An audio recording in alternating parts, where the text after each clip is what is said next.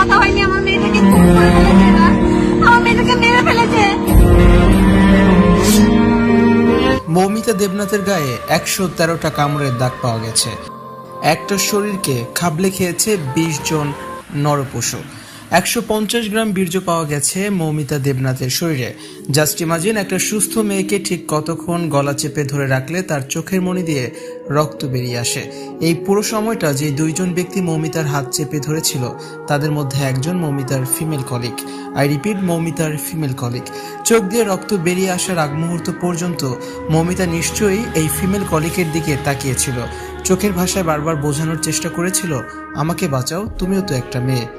ডিউটিরত অবস্থায় এমন নির্মমভাবে ধর্ষণ করে হত্যা করা হয় মৌমিতা দেবনাথকে। এমন নৃশংস ধর্ষণ হত্যাকাণ্ডকে আত্মহত্যা বলে চালিয়ে দেওয়ার সর্বোত্তক চেষ্টা করেছে